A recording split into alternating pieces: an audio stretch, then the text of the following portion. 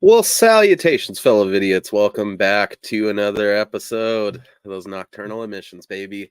We are back once again with the full moon regulars here. We're going to be talking about an absolute classic from the Full Moon Library from the year of our Lord, 1991. We have Subspecies. This is a film that I'm sure all of us have quite the history with, so we're going to dive into that pretty soon. But before we get into that, I guess let's, run down sort of anything that we've watched recently. Me and Mason kind of talked about this briefly beforehand, and we didn't have much in the way of full moon stuff watched. But I feel like we could probably rely on Jester Mikey for some recent full moon watches. You get anything under your belt lately, bud? No, nothing really. Just the usual stuff. No rewatches, no new stuff coming out. No, not really. But I did watch this movie last night called Basket Case. That's not from Full Moon. Fuck yeah. Basket Case is one of my favorite horror movies of all time. Very near and dear to my heart, dude. That was okay. Brief history.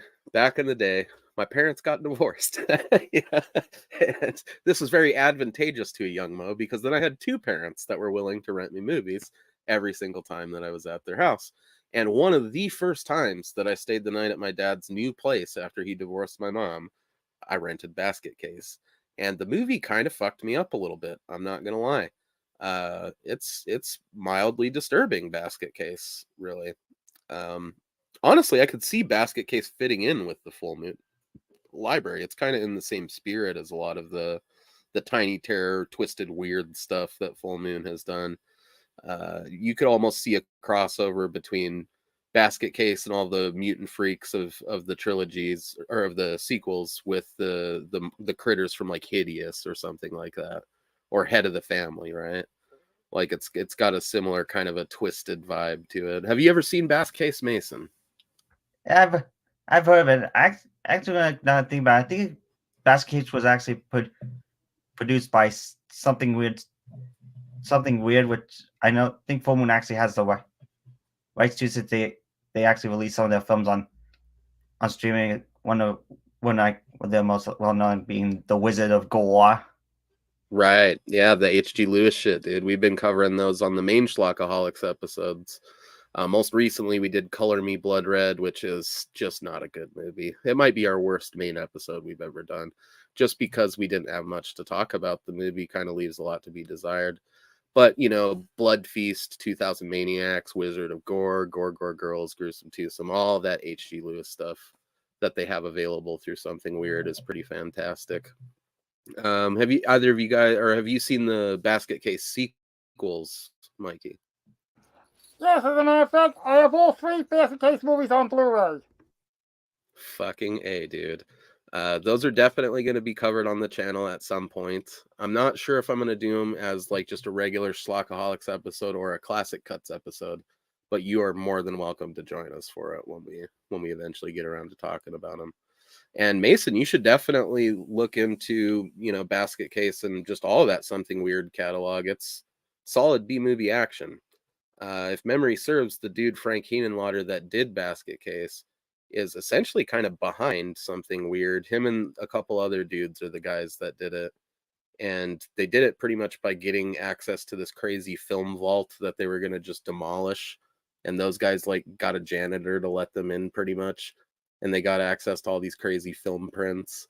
And, then Something Weird was born with that stuff and then other shit that they threw in as directors themselves to release on the label. So real cool stuff. Something Weird is one of the first, like outside of Troma or Full Moon, Something Weird is one of the first labels I found back in the day as a teenager when I really got into collecting this stuff. And they have never really disappointed. It's always, pretty good or pretty weird. A lot of it's trash. It's pure trash cinema for the most part. And I think Basket Case falls into that category. But it's pretty gnarly, dude. If you're not familiar, it's about a kid and his weird, grotesque little Siamese twin called Belial. I guess you're supposed to call them conjoined twins nowadays. And they're forcibly separated by these doctors, like against their will when they're little kids. So later on, when they've grown up, they decide to go on like a revenge spree through the city, killing all the doctors that separated them. It's the perfect plot for a fucking horror. Yeah, I pretty much know the premise of it. That these Siamese brothers got separated, kind of yin yang. One's a pretty normal dude, while the other is the formed during psychotic monster. Well, we free. learn later in the sequels that he's really just looking for love. You know, like all of us. I think like that's all he needs. Yeah, the sequels kind of show off more of his soft side in. He also gets jacked as fuck in those sequels. Like he was taking some roids between the basket case movies. It's pretty crazy. But yeah, that's definitely. I mean, if you have a light watch list for the week, but you got a viewing of Basket Case, and you're doing pretty fucking good, Mikey. There was another horror film I watched that I meant to talk to you guys about. I was talking with Mason about it, and I was hoping you bringing up whatever you watched would jog my memory, but I can't come up with it. What I did check out, though, was the 1974 film, I believe it is, called Shriek of the Mutilated. Are you familiar with that, Mikey? No, I've never heard of it. It's a Yeti movie for like 90% of the movie, but then the twist and it's a pretty mediocre Yeti movie for that 90%. It's got your typical like chuckle-worthy bad acting and strange musical choices that most grindhouse flicks have, so you can get some laughs out of it, especially if you have a few beers in you or something. But that twist at the end makes it one of the most memorable horror movies I've ever seen. I don't want to spoil any of it. It is absolutely not the twist you would ever expect for the end of a Yeti movie or a Bigfoot movie, whatever. So if you get a chance to check out Shriek of the Mutilated, give it a look. It is available on Tubi, and I think in full and pretty decent quality on YouTube. If you can't deal with Tubi ads, you're going to get fucking ads on YouTube probably anyways, so it doesn't really matter. But I guess the YouTube ones are easier to skip, so it's really a matter of preference. Tubi tends to have pretty fucking good quality uploads of the movies on there, though, I've noticed. And they're a pretty good indicator of when you're going to get a Blu-ray release from Full Moon, I've noticed. Have you ever picked up on that, Mikey? Like, there's a couple movies where they had like a cleaned up widescreen edition of it, like available on Amazon Prime and Tubi before we got the physical releases of them. Right, I've noticed a few movies. Yeah, on Blu-ray, it's a nice clear screen, and on Tubi, it's not. It's like all different versions. It could depend, yeah, but sometimes they do get those cleaned up remastered ones before we get them physically too, so it's worth keeping an eye on. I can't recall what the other horror movie that I watched was. It must not have been as memorable as Shriek of the Mutilated, or this would have jogged my memory by now. I apologize, guys. I think it was like some kind of a spider movie, maybe. I don't know. It was one of those late night choices. I think I probably did fall asleep halfway through it too. So. Oh, was it basically like what? I think that I heard of like one of the. If it's like a B, well, I think it was like a attack of the leg. Somehow I'm just type it of. Are you talking about 8-Legged Freaks? Yeah, I think that's that movie. Fucking rules, dude. You've seen it, right, Mikey? Yes, I've seen it a couple times. I haven't seen it recently though. Oh, I love it, dude. That if you want an epic, like modern Hollywood doing like a nod to old B movies thing, you need to check out Mars Attacks. You need to check out 8-Legged Freaks, and you need to check out Evolution. Like if you watch those as a triple feature, you will have the best day. If you ever liked anything like, Kingdom of the Spiders or whatever, any of the Arachnophobia, any of the older like spider movies from any decade, 8-Legged Freaks is going to be right up your alley. It's simultaneously like so bad it's good B movie, but then a legitimately good spider movie at the same time. So worth watching. We're throwing out all sorts of good recommendations this week, guys. Do you have anything on your to watch list that you're probably going to check out after we get done with this discussion today? Anything that you got in the queue there that you're especially looking forward to checking out?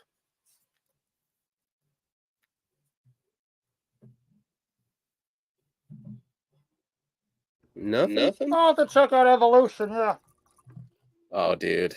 I mean, it's got David Duchovny up in there in a sort of mock a or no, it's an alien invasion movie. It's just done in a different way than some of those other ones. You guys have both seen Mars Attacks, though, at least, right? Yeah. Oh man, yeah. that movie will always hold like just a huge place in my heart. Highly recommend the dice game too. They did a Mars Attacks dice game. The Steve Jackson games, the same guys that do Munchkin and a couple other of those like quick tabletop games. I found it at a convention one year, bought it, and was not disappointed. You basically roll dice to invade or destroy cities and stuff as the Martians, and the dice essentially act as the humans and will push you back or whatever. It's pretty cool. If you want a good, like, throw down some beers with some friends, have some laughs, and kind of screw each other over sort of quick game, you can play 20-minute rounds of Mars Attacks the Dice Game is a worthy investment. In terms of my to watch list, I mean, I've got several things in physically that I've been trying to get watched lately. I think the top of my list is my copy of Octoman from 1971, I think it is.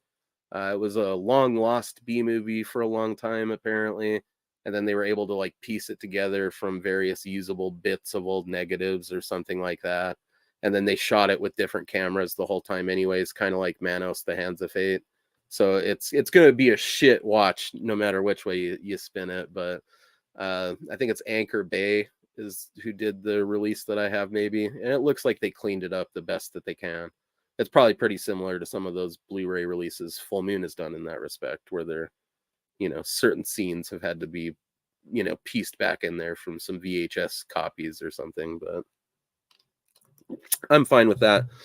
Big octopus dude trying to abduct some sensual Sallies, some luscious ladies. It looks like it's a part where a dude's eyeball gets squeezed out his face from one of those tentacles. It just all looks like good stuff,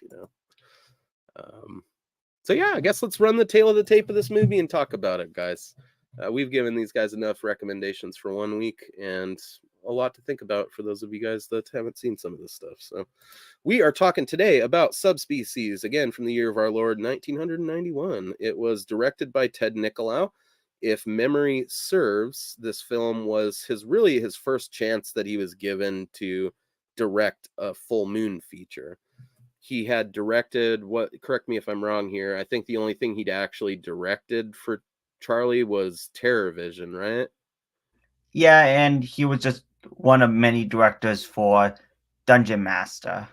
Right. So he had like a segment or whatever in there, and then this was kind of like his first real flagship sort of thing that he was given to do for Charlie that was going to be part of the Full Moon brand.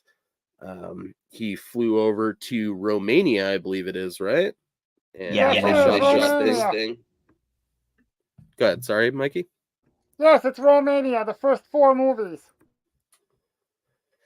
Yeah, and from what I remember, they kind of, after this, basically shot them back to back, right? Like they shot Subspecies, then it did pretty good, and then they popped back over to Romania and shot 2 and 3, like right back to back to each other, right?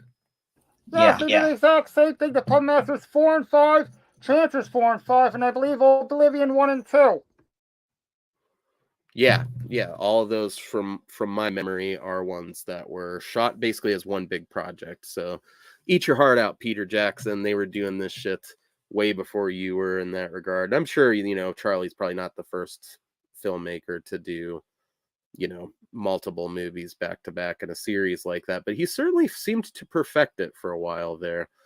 I'm having a hard time pulling up just the general wiki on this, but as we said, this was directed by Ted Nicolau. It was written by Charles Band, Jackson Barr, and David Pavian. We'll look up the music in a minute. I'm pretty sure it's the dude who did like Tourist Trap, isn't it, that did the music for this? Yeah.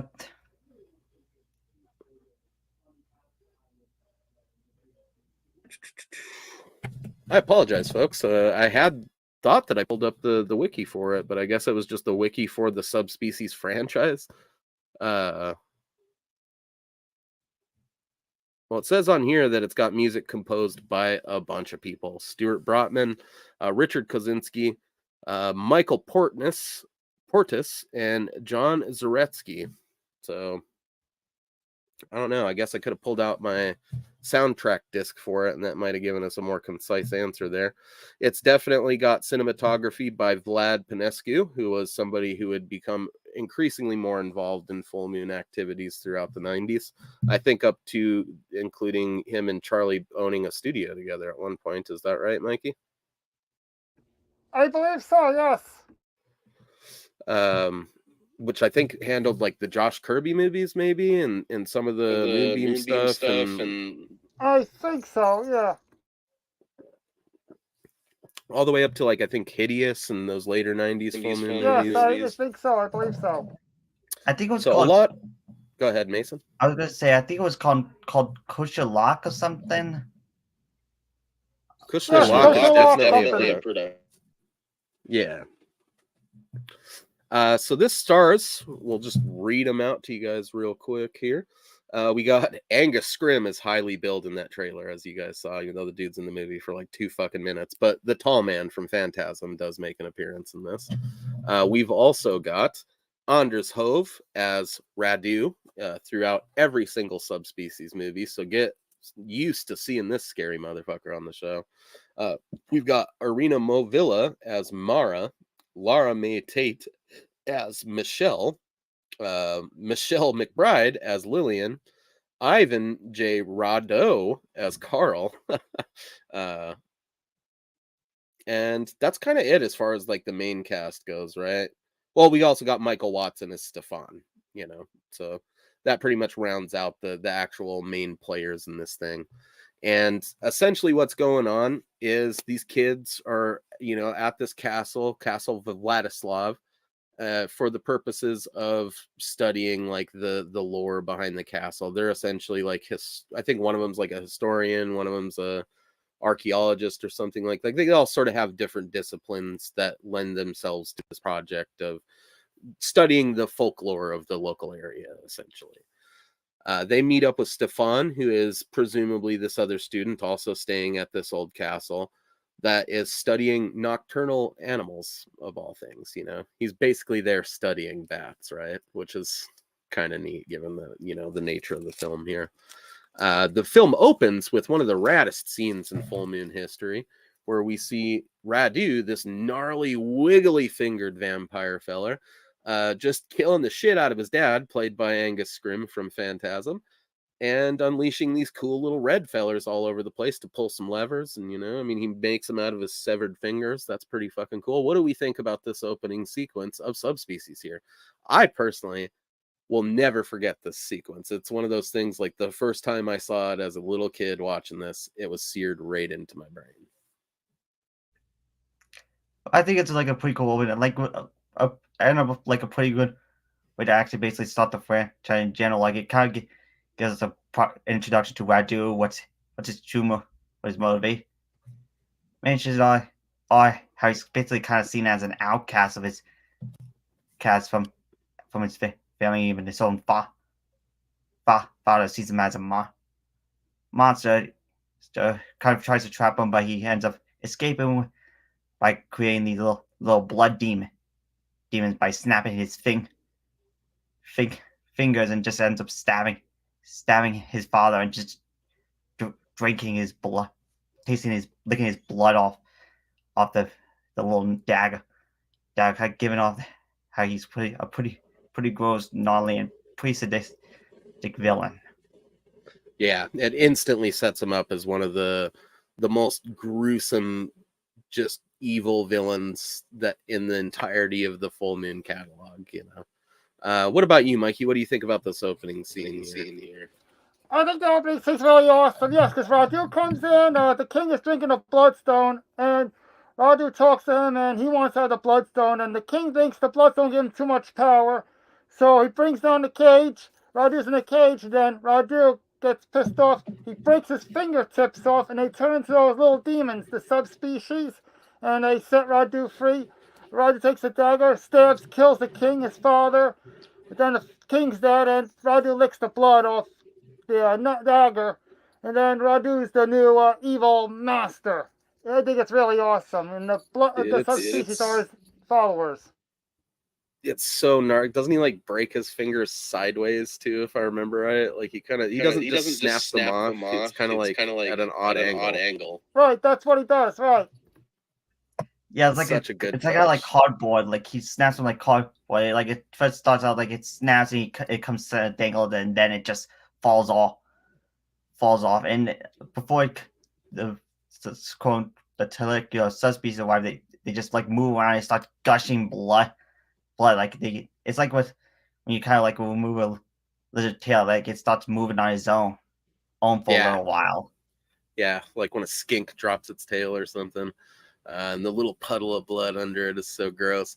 I'd never seen a vampire do any shit like that when I saw this movie for the first time. I guess that we should probably touch on our history of it before we dive too deep into the plot. I saw Subspecies as a wee lad of probably around the same age I've seen these other full moon movies that we talked about for the first time. About, between the ages of like 7 and 9, 7 and 10, kind of in there. Subspecies was one of the earlier ones that I saw. And it instantly had an impact on me because, like I said, by this point, I had seen other vampire flicks. Not everyone by any means, but I'd seen a few of the classic ones, I guess. I know for sure I'd seen the original Dracula. I'd seen Salem's Lot. I don't think I'd seen Fright Night yet, but I'd seen maybe one or two other older vampire movies that my mom had shown me or something.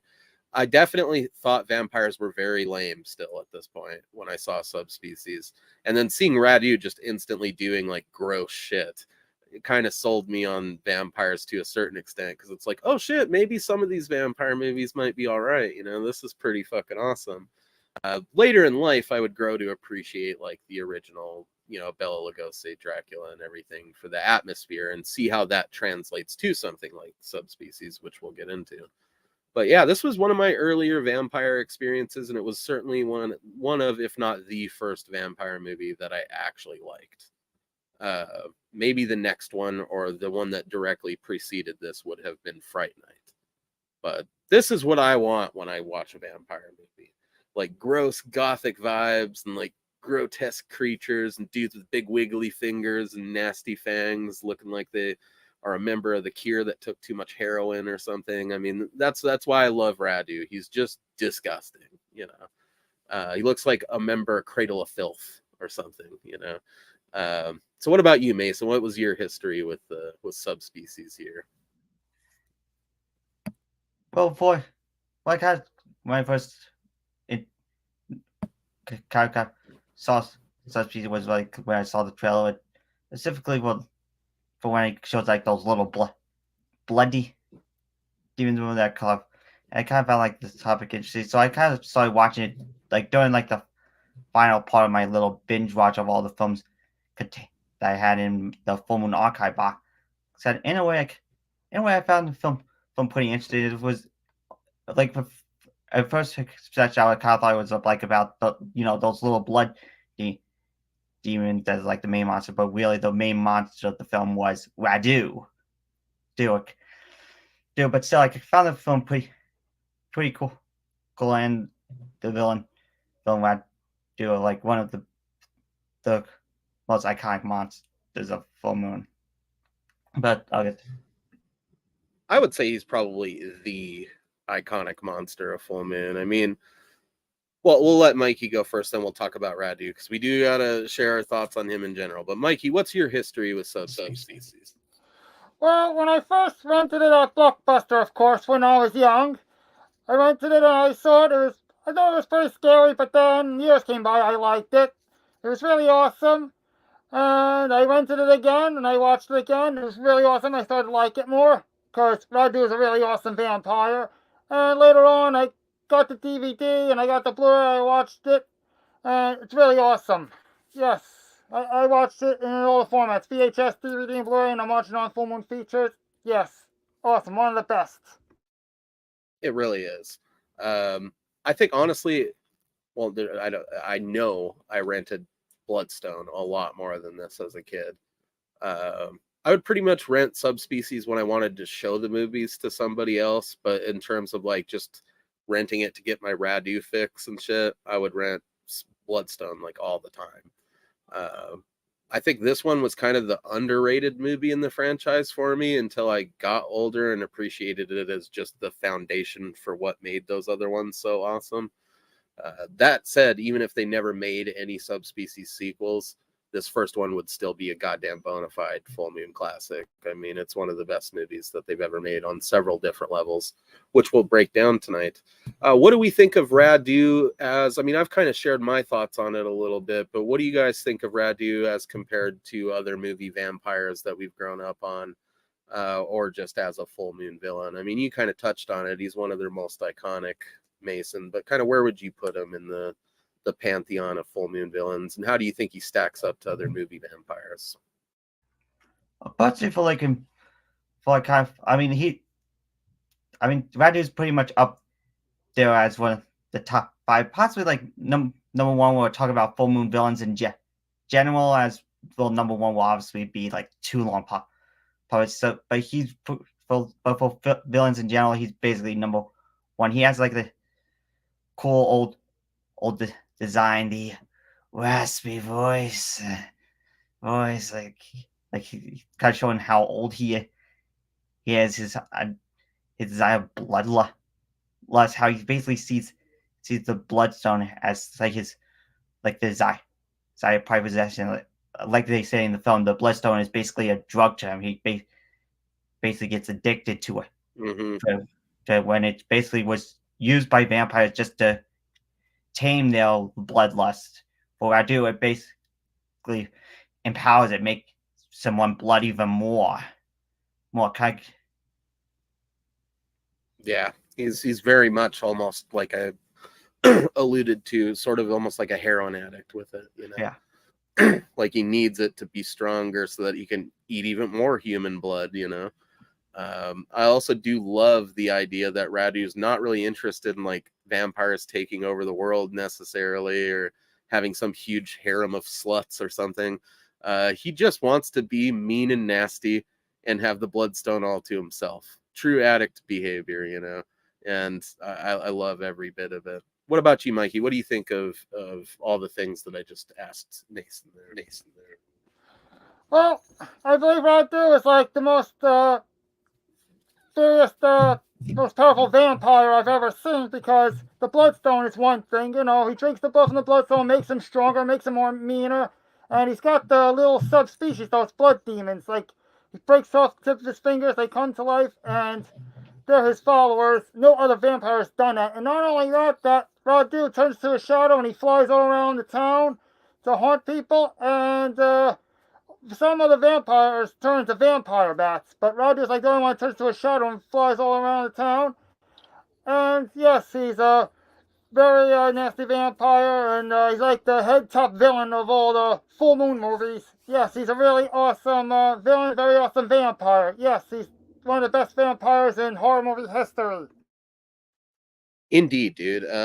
I would say, you know, not only is Radu probably the best villain in Full Moon's fucking, you know, rogues gallery of villains, but he's maybe the only one, and this is not to discredit Full Moon or talk trash on them or anything.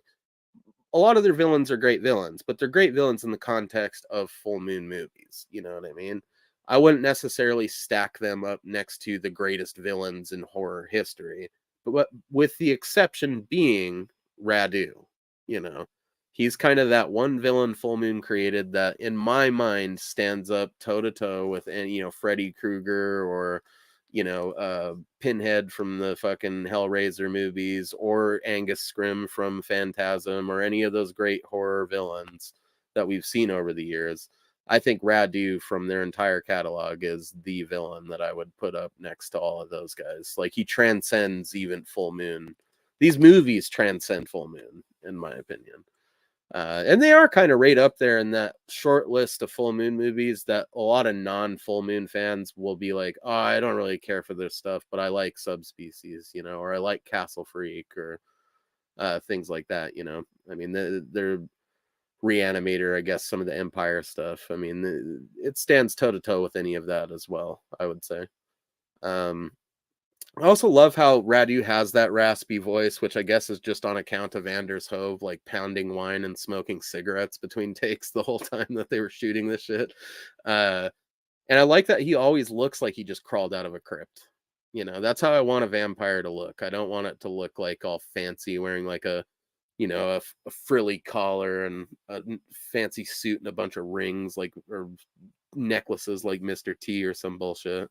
I like how Radu looks like a member of a black metal band that got drunk and slept in a cemetery overnight or something. You know, it adds a cool touch to the general grotesquerie of the character.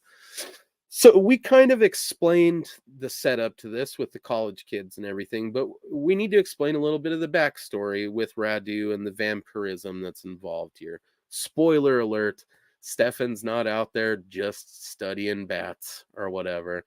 That dude is there because he's also a vampire. He technically has a birthright to this whole castle. Radu is his brother. The whole backstory to that is that Angus Scrimm's character is like this old vampire count that was living in the castle, right? And he ended up banging this sorceress, and then shit went south. She gave birth to Radu, the gross hybrid kid between vampire and sorceress. And then later on, Angus Scrimm fell in love with a human woman who he had Stefan with. You know, this guy is your more run-of-the-mill pretty boy vampire. He definitely doesn't like embrace his vampire heritage. I think he pretty much wants bloodstone so that he doesn't have to drink human blood, you know. So he's in this for benevolent purposes. He's essentially, you know, our good vampire, our Blade character, for better or worse, of this movie. What do you guys think of Stefan? But I found Stefan like a pretty, it's a character, like he's mostly comes off like the yin to Radu's yang of, so it's like he actually cares about, like once he knows that his father's dead and that Radu's out there, he kind of once he goes wants them to leave and has to come to face with her. But like even like it's especially on this watching it kind of led me to believe that the whole franchise was basically going to be about this sort of ongoing rivalry between two half brothers. But when we get to the sequels, we know that's basically not the case. But so in the film, Go ahead. In this film alone, he was in a way a pretty good character overall. Like in a way, like Radu was still like the more interesting vampire, but still kind of found Stefan like a pretty interesting character. Yeah, Mike. What about you, Mike? What do you think of old Stefan there? I think Stefan's a pretty interesting character too. Yeah, he's like a good vampire, and he studies bats, and he meets the three ladies, and he tries to protect them from Radu, and he finds out that he sees that his father's dead, and he wants his revenge on Radu, so he meets up with this other guy. He's like a vampire hunter, and they get ready to go after Radu, and he tries to protect the three ladies, and of course, two of them become vampires, and he gets with Michelle, tries to protect her from Radu, but Radu's already got her, and he fights Radu in the end, and yes, he's really good. He's a really cool character. I like him. I think he gives the film a little bit of its roots to the more traditional style vampires that we tend to see. And calling them traditional is a bit of a, what do you call it, a misnomer or whatever. Because really, when you go back to shit like Nosferatu, that's a lot more in lines with the style of vampire that we're seeing with Radu than it is a lot of the pretty boy vampires that we've seen in other movies, even including Bram Stoker's Dracula. You know, half the reason Bela Lugosi's in there is because he was what was considered a handsome man back in the 1930s, you know. So he in and of himself is a pretty boy vampire, maybe the first example of one. So really, you could argue that the style of vampire we get with Radu is more traditional than the pretty boy vampire, or more historic, I guess. I like Stefan. He's fine. You know, he's definitely not really studying bats. I don't think that that's a thing. Yeah, I don't think he's actually out there doing schoolwork. Maybe he is. Maybe he got bored after all these years and he's going for his degree. I don't know. I guess if you're a vampire and you wanted an easy way to get a degree, studying nocturnal animals would probably be a good way to do it. Certainly a good way to fill your time. I'm quite the fisherman myself. I gotta wonder if Stefan has been catching any gnarly river monsters out there in Romania at night. Wonder what their largemouth bass population is like. But I like him well enough. Carl, the vampire hunter dude, that's also the groundskeeper for the castle, is probably my favorite character in the movie. He's just got such a genuine vibe to him. What do we think of Carl, guys? The old groundskeeper / Van Helsing of the movie. Yeah. Probably personally calls what I argue is a pretty underrated character in the franchise, as he pretty much plays a pretty key role and comes out as sort of like this survival expert on vampires in general, especially when he's basically like an ally to Stefan, and he basically kind of ended up sort of saving the day at the end. Yeah. One could argue Carl's the real hero of the movie. You know? So at the end of the whole, he kind of got the good first out of like this honest, good-hearted innkeeper who cares about and is basically up to taking action when it kind of just needed to be. So yeah, pretty cool character. Wish he was in more of the films. Yeah, definitely. He's one that could have made a triumphant return in the sequels. I don't think any of us would have complained. What about you, Mikey? What are your thoughts on Carl? I think Carl's a really awesome character. Yes, he's like the protector. He's a vampire hunter. He preps weapons up. Like he preps up stakes and axes.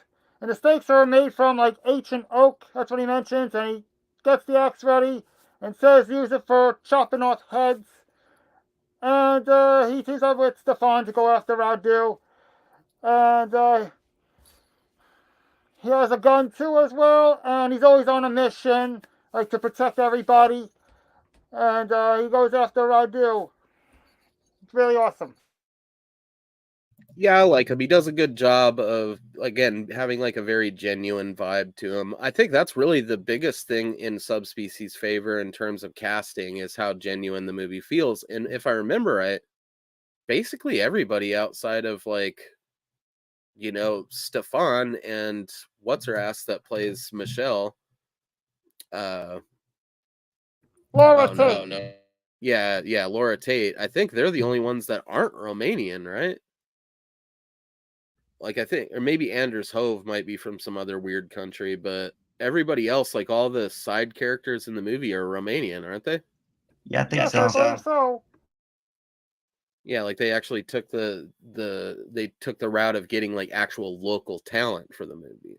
Because if I remember right, I think what's her ass, the other college friend of theirs, not Mara, she's definitely Romanian. But Lilith. Michelle McBride, yeah, Lillian, I think she was also, wasn't she American? I believe so, yes. Yeah, so really you got her, you got Laura Tate, and then you got what's his ass, the dude that plays Stefan, Michael Watson. Those are the people that like aren't Romanian in the movie. And the whole premise of it is that they're coming to Romania with their Romanian friends to do this research, you know.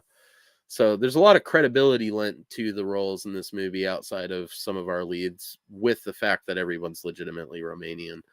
And isn't that whole like festival that they film an actual local tradition there in that Romanian town that they filmed Subspecies in?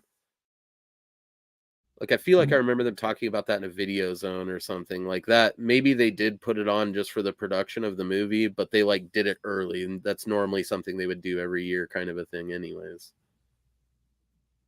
I think it was. Yeah, I think so.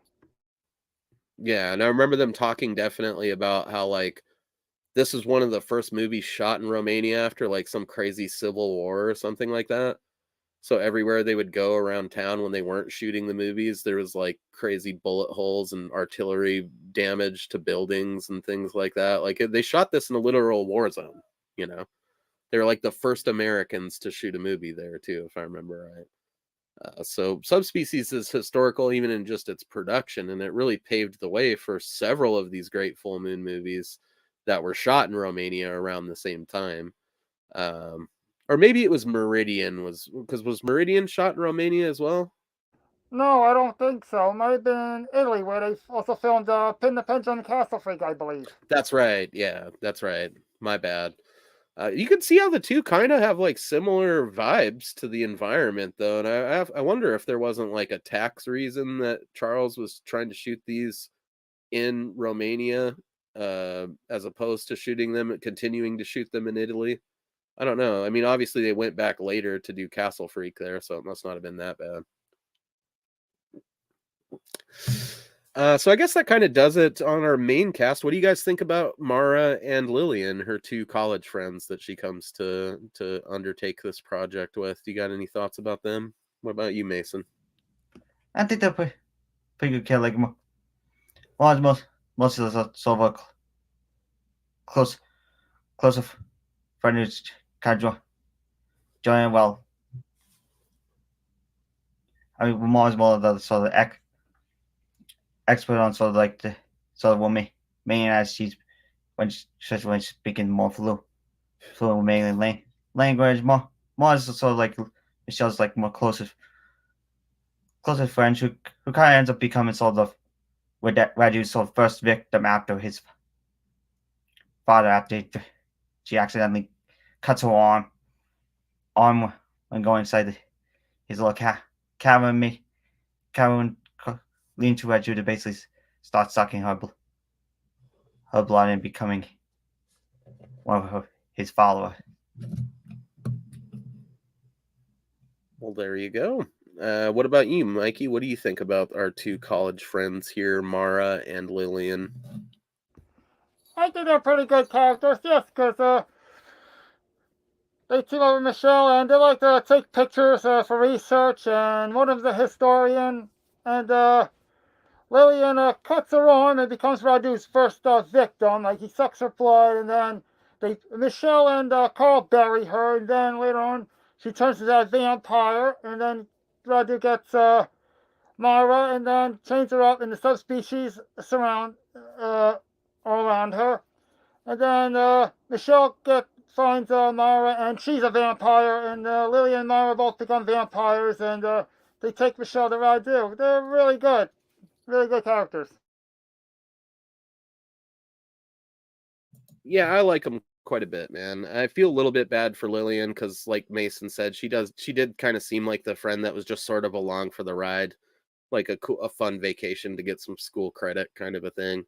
It was really more of Michelle and Mara's trip that they were trying to put together there, and it just went horribly, horribly wrong. Unfortunately, usually that friend that tags along is the first person to bite the dust because of that in a horror movie.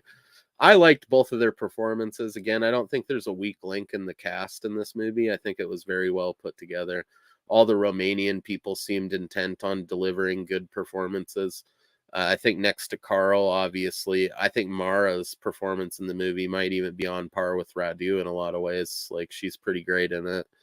And it's a shame that we didn't see her a lot more often in a bunch of movies because she just has a presence about her. I could see her playing an evil woman in a lot of full moon flicks, but sadly that did not come to pass. I don't know. I think that kind of does it for the cast in terms of the plot. You know, like we said, there's this thing called the Bloodstone that essentially drips the blood of the saints, and it gives these vampires it allows them to go without having to drink human blood.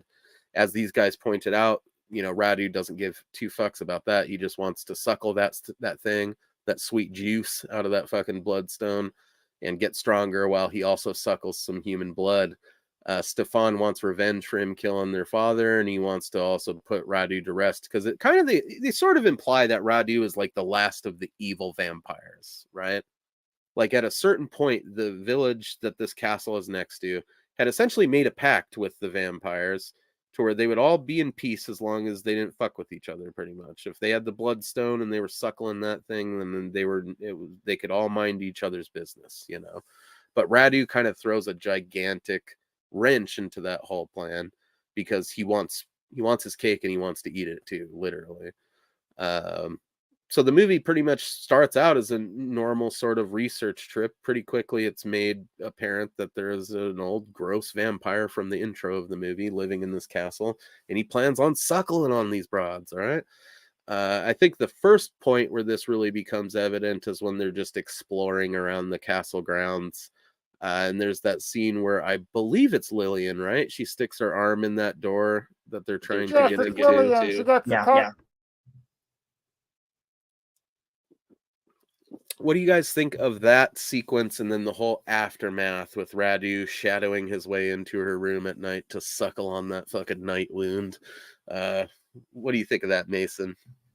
Personally, I kind of think it's like a pretty crazy. Like Lillian kind of starts out like she goes in wondering what's inside.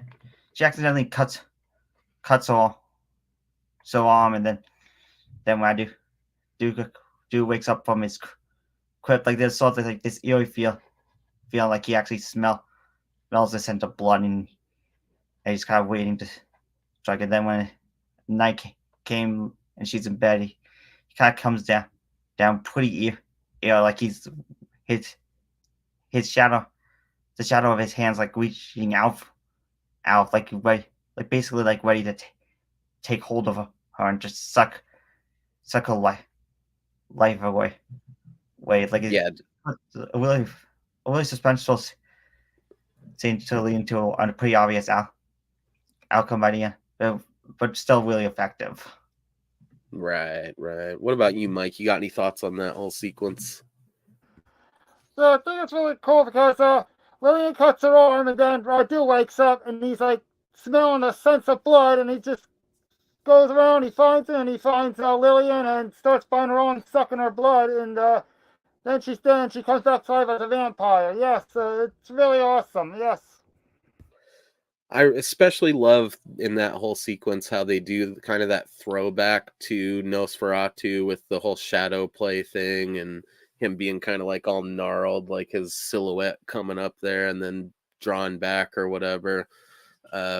It's just classic. It's such a perfect nod to, the vampire movies that came before it without being like a wink, wink, nudge, nudge kind of a moment. And the way I like how it kind of portrays the build in his powers, kind of like you said, he hasn't had human blood in a while. He's just waking up from his tomb. So he's got to kind of sneak in there at night and be like a parasite sucking on her wound, And when the humans come in and interrupt him, he like flees kind of in terror because he's not quite ready for the confrontation yet. But pretty quickly, he juices up and he's ready to throw down. I think the next sort of sequence after that is the whole city festival thing, isn't it? Yes, I believe so. Yeah. Because I think once he's suckled her arm, does he actually, or does she just die from those wounds? Isn't that how it goes? Like she just dies on account of that, and they think she just died from some random like tetanus that she caught or something. Actually, it was more like she was feeling ill, so she couldn't go to the festival. Said like after Radu captured Mars, he went back and sucked more of Lillian's blood, and then it's presumed that she's dead. Right. And they try to have like a local doctor come and everything, and there's just no point. She's nothing they can do. So they end up burying her, and I think isn't it then when Carl's like, "We got to cut her head off, dude. Like we should cut her head off." Kind of. Yeah, that was basically like after like when Radu killed that old lady with the mask, and where they basically at the festival. The citizens come in. They basically have her head decapitated, hanging on there like a little stick, and just kind of drowning it there with like holy water. So right. Yeah. And I think that's where he explains that there was like the vampire, family living in the castle, and they had made this pact with the people, but this whole circumstance right here could fuck the whole pact up and make those people essentially go crazy. So there is sort of this idea in Subspecies, like the townsfolk could just decide to come kill everyone in the castle at some point, just because, super crazy superstitions and folklore and shit, which turns out to not be folklore at all. It's true, which I don't know about you guys, but that always added like another layer of tension to Subspecies for me. Is that, oh shit, this could turn into a massive misunderstanding real quick, and they could find themselves stuck between a war with Radu and these townsfolk, kind of a thing. So what do you guys think of this whole like local festival? How would you describe the festival, Mason? Or parade? I don't know what you call it. It's a local festivities in general. Well, plus, I find it pretty crazy, pretty chaotic. Like we kind of got these people like in masks, kind of like dancing around. One guy's on his horse, and like at the end of it, they start stabbing stakes on a grave. Like it's just pretty crazy. Possibly like my favorite scene, just from how chaotic it is, and unique. Yeah, it adds like a cool vibe and atmosphere to the movie, because again, it feels very authentic. I feel like in the Video Zone they talk about how it was essentially just a real ritual that they would have been doing, like a real festivity. They just did it for the for the purposes of the production. They did it like early or something. Maybe I misread that or misheard that, or I'm thinking of a different movie, but it feels very authentic. It doesn't feel like it's something the production just cooked up, which I guess just adds to that realism of Subspecies. The whole premise of it, that they're essentially reenacting this time when the vampires were alive, and the townsfolk would get together to like drive them out to the woods and essentially stake them and put them in their graves, kind of a thing. I think that's the whole symbolism of the entire proceedings, is them dealing with these monsters that used to terrorize them in the night, kind of a thing. I think. Yeah, it's kind of, it's one of those, you see those scenes a lot in horror films, right? Where they're like, oh, this is the festival that they do to ward away the demons, That's kind of what's going on here. But it's just super rad. The masks are super cool. They all look homemade, like not like something a movie production supplied them with.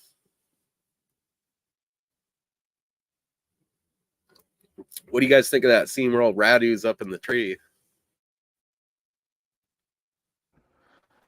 I think it's kind of crazy because he's just out on the tree looking for anybody to hunt or go after. And at one point he goes after the one lady, and then he goes after Mara finally. That scene used to fucking freak me out as a kid for some reason. Like just him all of a sudden up in the tree. And it kind of gives like an animalistic vibe to vampires, which we don't get as often, or at least we didn't used to. I guess in the time since Subspecies, we've seen more movies where the vampires are overtly monsters sometimes, But is it just me, or does that give him like a creepy animalistic vibe to Radu, him up in the tree, like crouched like a panther? Yeah, it does. Animalistic. I mean, his face kind of looks like an animal. That too.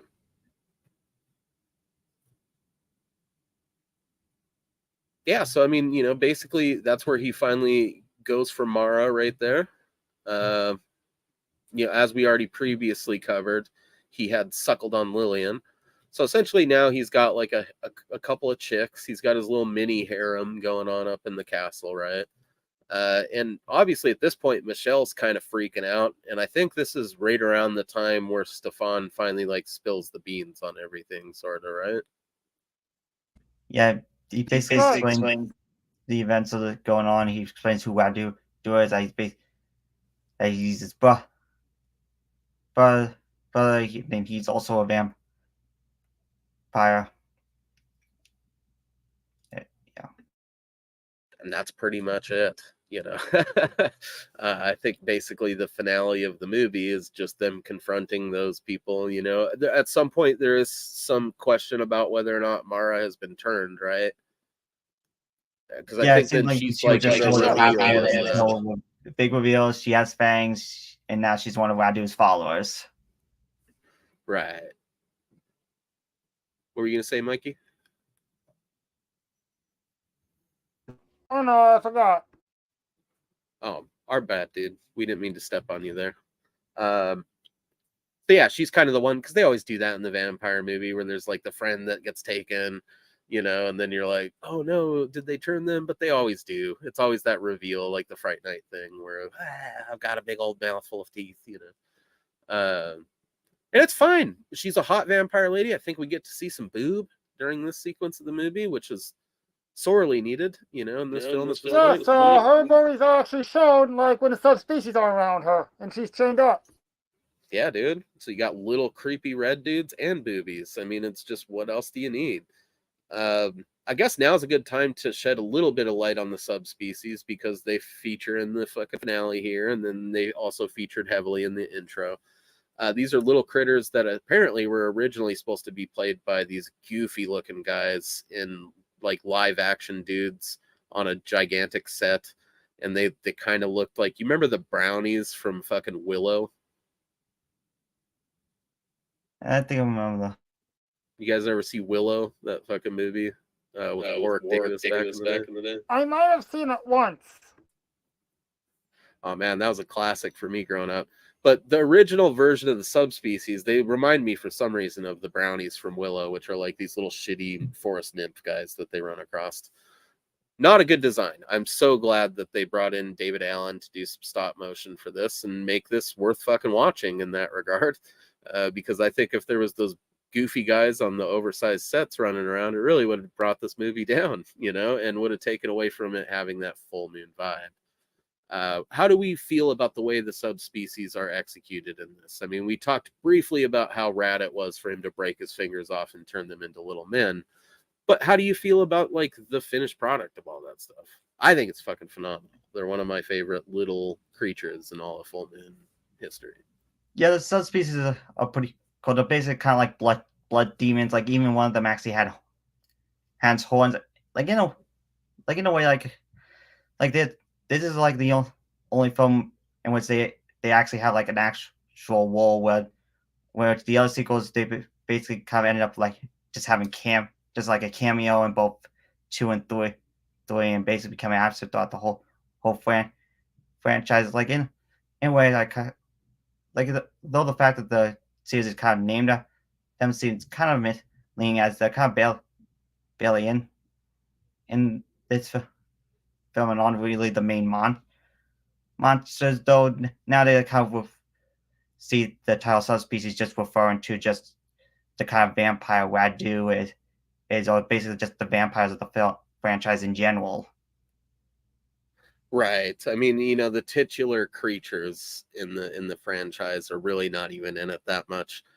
So you kind of have to just look at it, I guess. Like I always sort of looked at it like, yeah, they're technically called the subspecies, but did they just call them that just because the movie was called Subspecies the first time around? You could also look at vampires as being a subspecies of human, you know? So there's that. I always kind of took it as like a double meaning in the thing, and that maybe they just called them the subspecies because that's what Full Moon does, right? Like, you know. Yeah, I kind of like Ted himself didn't really like the subspecies, which kind of explains why their role in the franchise becomes really minimum in the sequels. Well, and you can also see how somebody like Ted, who's wanting to clearly, I mean, Yeah. Subspecies, not only as an individual film, but as a franchise, kind of does stand apart too from the bulk of Full Moon's vibe, you know? Like these are very much more classic vampire movies done through like a gruesome modern lens, you know, whereas a lot of the other Full Moon stuff is gimmicky and prone to fanciful flights of fanciful, whimsical weirdness. And we like all of that. And Subspecies has elements of that. But if you were like watching Charlie do all this other Tiny Terrors stuff and you knew that you had like little tiny terror guys in your first fucking movie of your vampire series, you might resist making those guys a more prominent feature of the films, you know?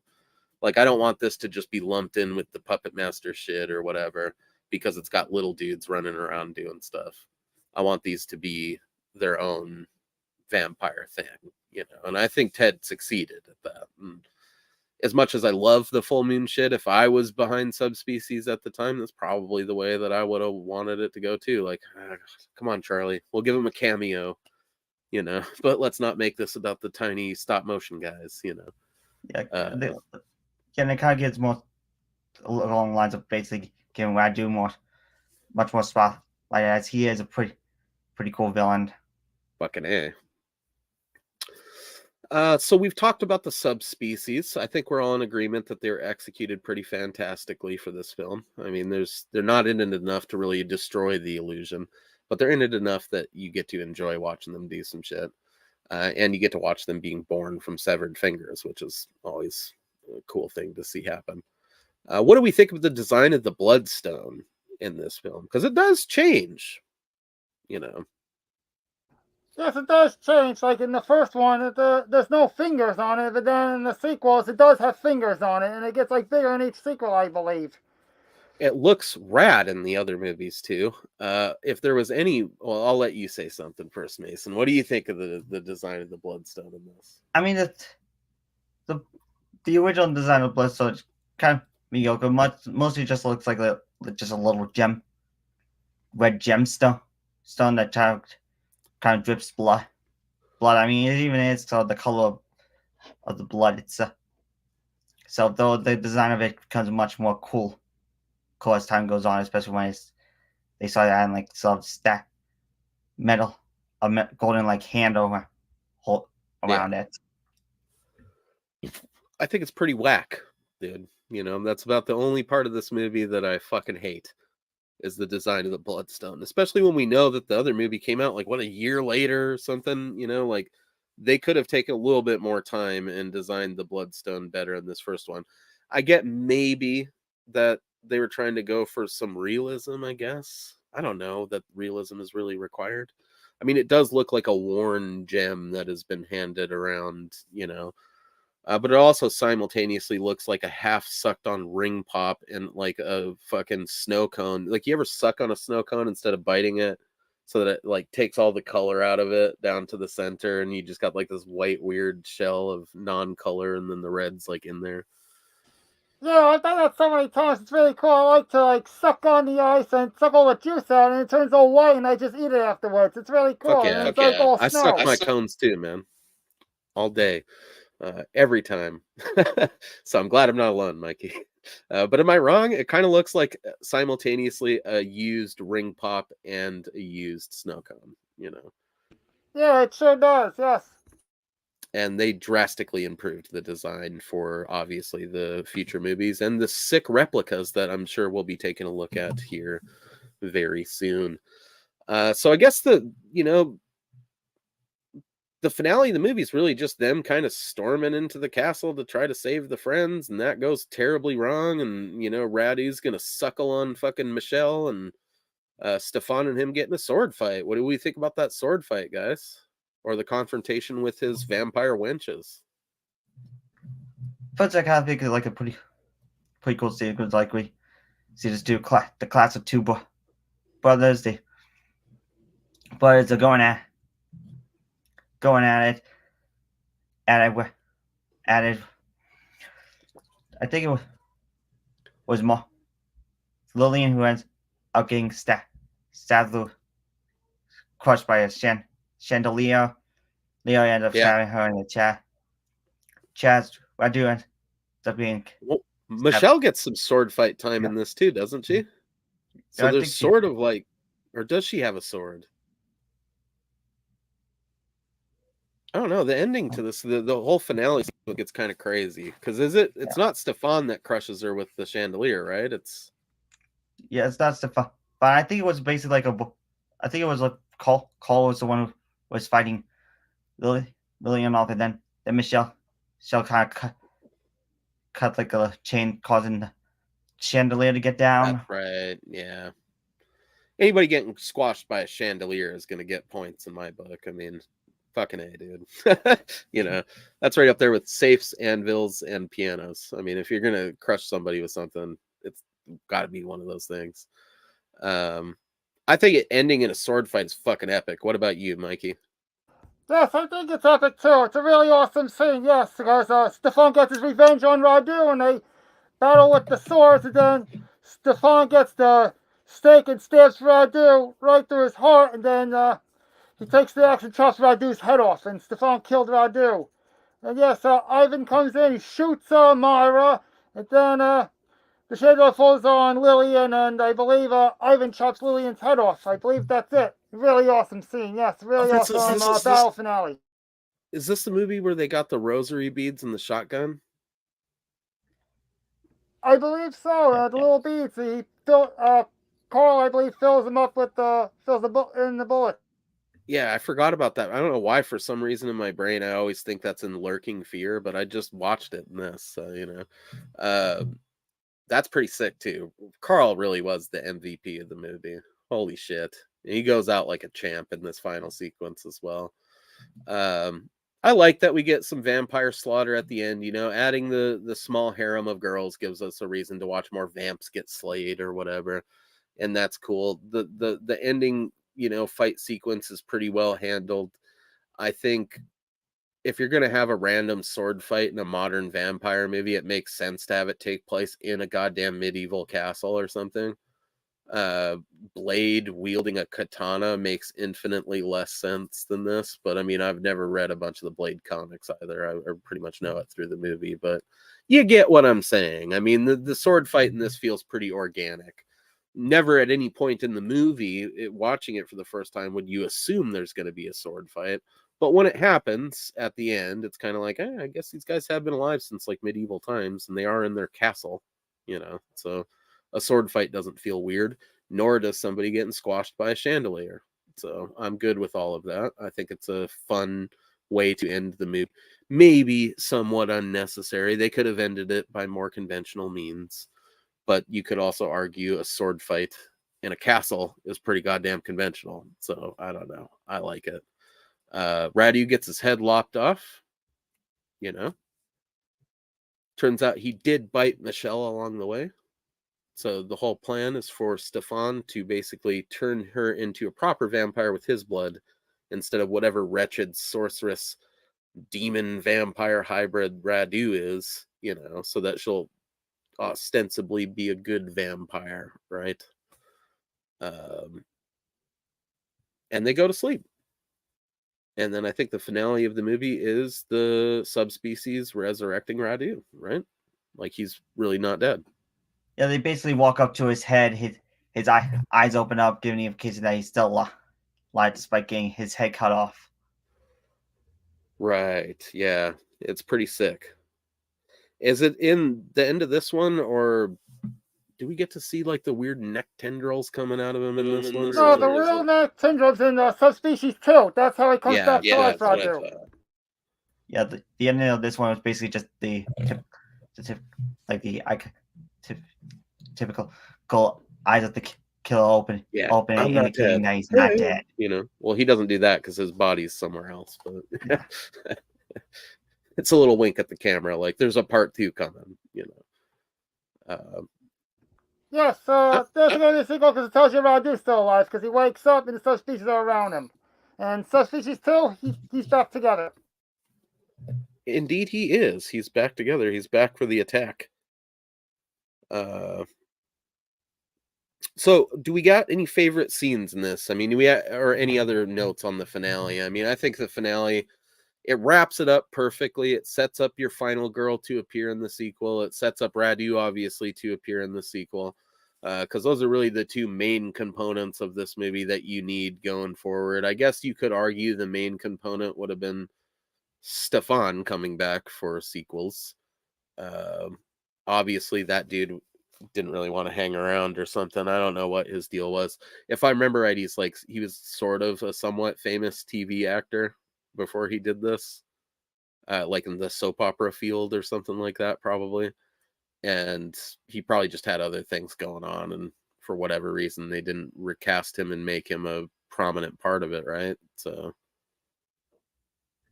yeah, they also, I know that they end up recasting Michelle, who we now know will be played by Denise Duff. Yes. Arguably, I mean, is that the only time I know of where like a girl that was recast as the main character of a horror franchise went on to be the iconic person for that role? Because I mean, nobody thinks of that other girl immediately when you think of Subspecies. Everybody thinks of Denise Duff, you know. Like this shit made her like a bona fide scream queen and everything. So I don't know. Can you guys think of another franchise where a girl, somebody that's recast as a character, ends up being iconic as the character, other than like Jason Voorhees with Kane Hodder? Well, there's also Guy Wolf, but I get that he doesn't count. What do you mean? Guy Wolf as Andre Too Long. When you said Nope, yeah, that kind of disproves what I'm saying, actually. You're right, Mason. Yeah, Guy Rolfe would be another from the Full Moon camp, no less, too. Not only is that rare for that to happen, but Full Moon managed to do it twice with Denise Duff and Guy Rolfe. I mean, nobody thinks of fucking William Hickey as Toulon. We think of him as the uncle in fucking National Lampoon's Christmas Vacation, you know? Guy Rolfe is fucking Toulon for all intents and purposes to all of us, you know? And same thing with Denise Duff. So that's crazy. I mean, the only other one I can think of is Kane Hodder as Jason. You know, I really can't think of another major horror character that was recast and embraced as the person of that role, you know. Oh, also Trent Hager as Killjoy. He didn't play him in the first film. He actually started playing him in Killjoy 2, and then that kind of went on. Right, there was Angel Vargas who played Killjoy in Killjoy 1.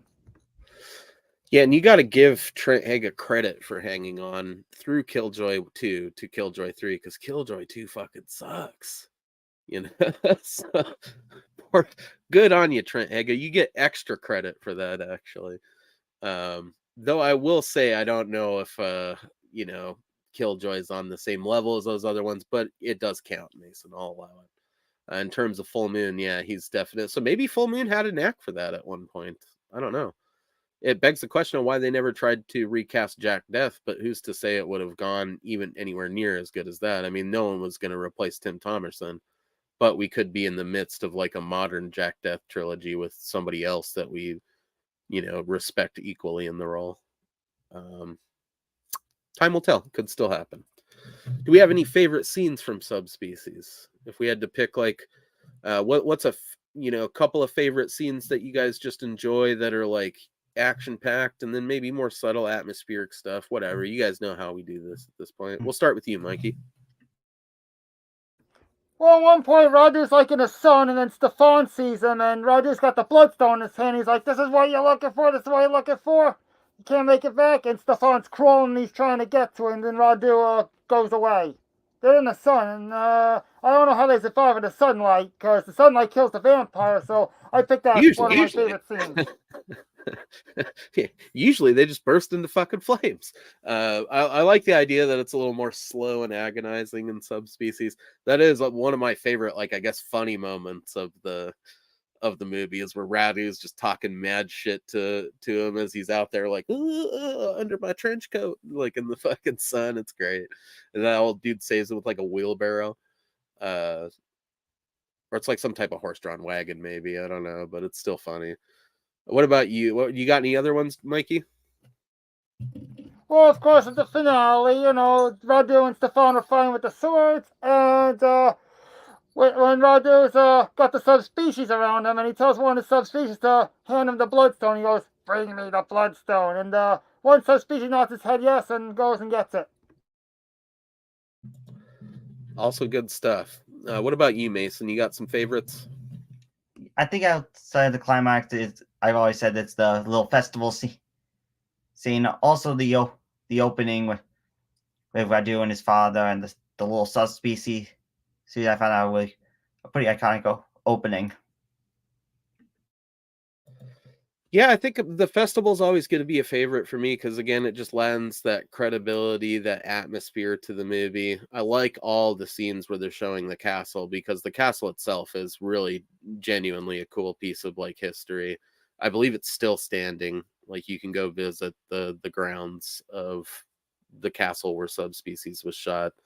I don't know the actual history of it. I just know the Full Moon history of it to a point, I guess. But still, it would be a cool place to visit just because clearly real battles happened there, you know. And you get an extensive tour of the castle watching this movie, because they use, being a lower budget studio, Full Moon obviously used every bit of that production value for the movie. So if you're just looking at like a good video tour of this castle, you can't beat Subspecies for that. I think another favorite scene for me, it's all of those little things that build the creepy atmosphere in Subspecies for me. I mean, obviously the parade or the festival is like a big little scene, but another scene would be like when she scratches her arm in the door and he wakes up and he's like the hand out the thing, he's sniffing her blood, you know, and he comes in at night and like suckles her night wound. And there's that cool tribute to Nosferatu with the shadows and everything. That's probably might be my favorite scene in the movie if I had to just pick one, you know. It still gives me the willies, like, to this day. And it did that very first moment I saw it, like, on VHS on my shitty little bedroom TV as a kid. You know, it still packs that same punch. I think really all of Subspecies still packs that same punch, you know. It's up there with like Puppet Master 3 and Netherworld and, you know, all of those, Castle Freak, I guess, you know, Lurking Fear, like those Full Moon movies that they, every time I watch them, it still feels just as good as the first time, you know. Other than that, I don't know. I'm a real big fan of the finale as well. I mean, the sword fighting and the awesome chandelier squishing. I mean, who doesn't like that? There's like vampire boob involved in the build up to that. I like all of it. So, we've been through our favorite scenes. We've talked about the general production value of everything. Effects, I think we've touched on pretty substantially, you know. Not a lot of blood and gore in this movie, but where it's there, it does its job, you know, some good stop motion effects. What do we think about the soundtrack of this thing? I'm going to let my cat in, but you guys talk about the soundtrack and I'll stop this thing from freezing to death. Well, plus I found the soundtrack pretty cool, especially the main thing gives out like sort of like its old Romanian vampire feel to it. Especially like kind of the like near like sort of the part where it does the la la la la la kind of, and sort of drama aspect to it. Especially when it kind of relating to Stefan and his relationship with Michelle. Michelle, like there's sort of a little romance in this sort of a dark horror story. So it's, and of course like the one part of the soundtrack was the sort of the little festival thing, like where it's kind of chaotic and people dance. So it's overall it's a really cool soundtrack.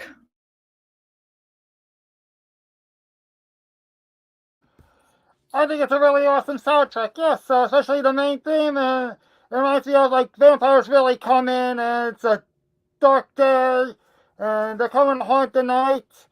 The soundtrack, the music to the festival is really cool because, yeah, people are marching, dancing, and the music's going crazy.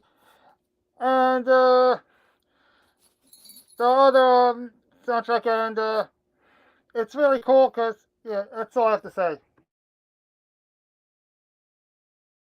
I like it quite a bit. I think the soundtrack is one of the more iconic Full Moon soundtracks. I don't know if it's because it's attached to this film or if it's just real good. But it's one of the more memorable ones for me. One thing I did not know about the soundtrack until this moment of Googling it is there's a song called Nightwing by the Swedish black metal band Marduk,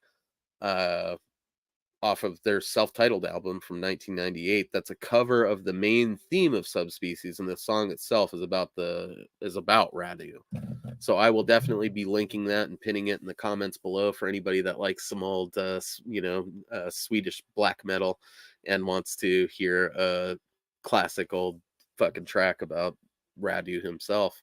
I like the soundtrack. It's kind of a shame that there isn't like a fan edit of the movie to that black metal song, because the movie itself and the soundtrack also kind of remind me of like old lo-fi black metal.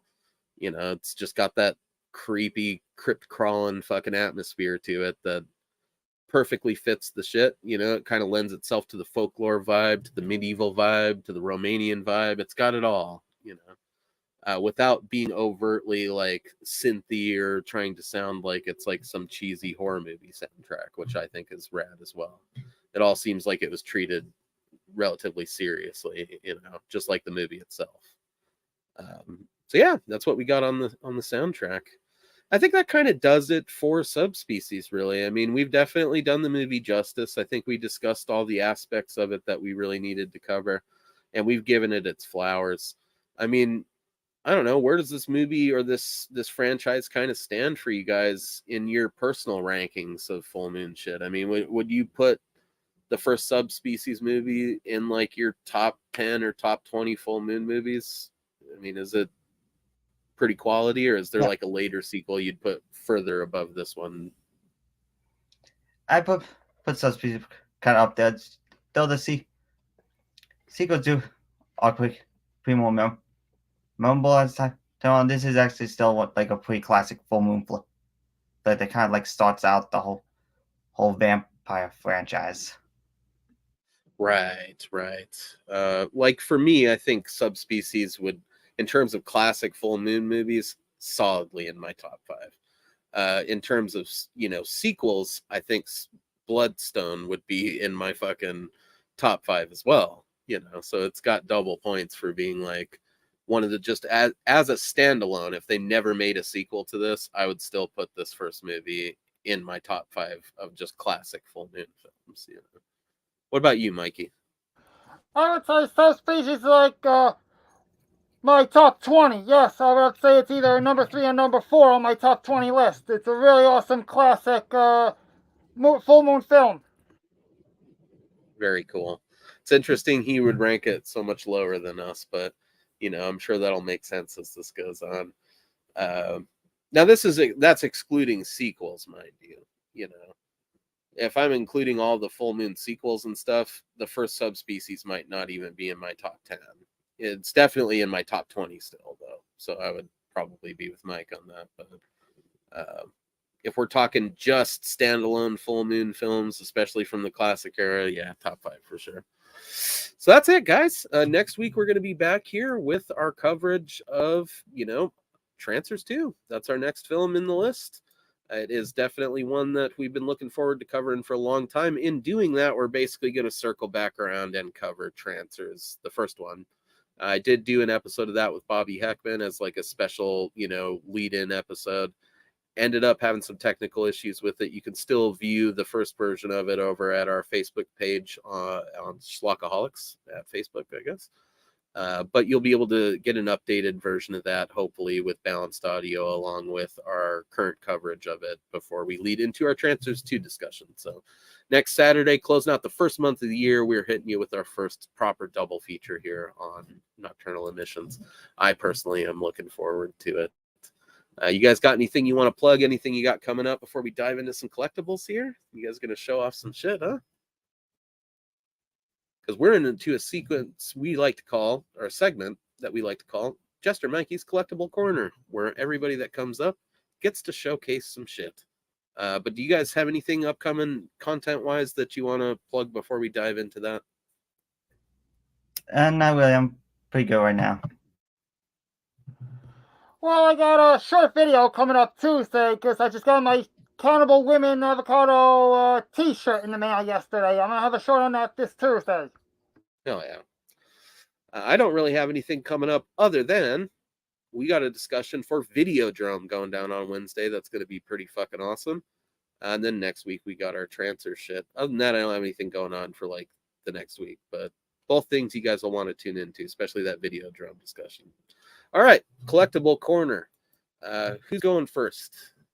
We got I got my Radu Puppet Bloodstone Replicana Radu action figure and my trading cards. All right, man. Well, we are going to go ahead and do this proper. We're going to hit you with that solo layout, let you get up there on the big screen. Yeah. They're pretty cool. I actually have my own Bloodstone, but it's kind of hanging on top of a ceiling on a shelf.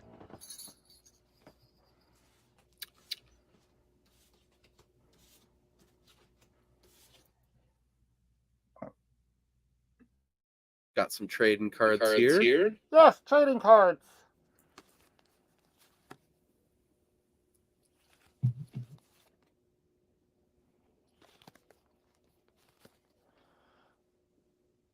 Lotham's the name is a subspecies. I don't know why they named him this, and the rest of them are just subspecies.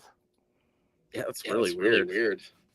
Yeah, I guess in like kind of like an early draft, he's supposed to be said to be sort of like the leader of the quote unquote subspecies of sorts. Right. But I mean, we never really got a ton of lore on that in the movies, so that's something that sort of exists just in the cards, eh? Yeah. Right. Look again, the lore around Tunnel kind of got revealed in the cards, so. Right. I don't know. It's definitely interesting. You should for sure show that fucking Angus Scrim the King card again, because that I almost laughed out loud when he showed that. So just could you grab that again, Mikey, and put it in front of the camera? That red backdrop on his hair, it looked like he's in a fucking Candlemass video or something. I loved it. Look at that shit. That's the best fucking piece of full moon merch I've ever seen. Look at that haircut, dude. Holy fuck. I don't know that ever needed to be immortalized in a card, but I'm glad that it was. Holy shit. All right. Sorry, Mikey. I appreciate you showing that again. No problem. That's all I gotta show. Well, let's get another look at that Radu. I mean, are you cool with picking up that Radu and showing him off? Yeah, hold on.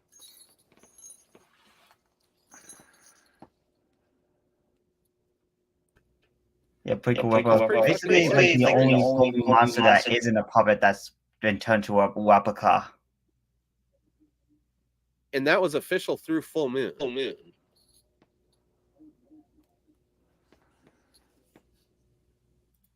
Oh, and there's the bloodstone. Yep. Oh shit, when you turn it on, the blood like rises up, or is that just inside of it already? It's just the inside of it. Just lights up. All right, I can dig that. So cool. With the Radu one though, is that like an official Full Moon thing that they did, or is that like some fan? Because I know Jester's got the hookups on all sorts of screen used and fan made and things like that. Is that like an actual Full Moon replica, or? Well, that certainly is. Well, I would say yeah, but it's just a collectible, I guess, for fans. I got it a long time ago. You're talking about the larger one, right? Like the Right, that puppet version, yes. See, because I've never even seen that one until I saw it through you. So, oh shit, that comes with the Bloodstone, or is that Charles Band's video zones? And I think they had it up for auction. Yes, I actually went on eBay a long time ago. Yes, I had it for a long time. Of course you did, Mikey. That's amazing. And it would not have gotten a better home with anybody else, except for maybe one of us. So I'm definitely jealous. So those come with the Bloodstone, right? These little figures that you're showing right Yes, they do. Yes, 3 of them. That is fucking awesome. And honestly, I thought some of that stuff was display shit. So I was like $300. But now that I see this, I'm kind of needing it.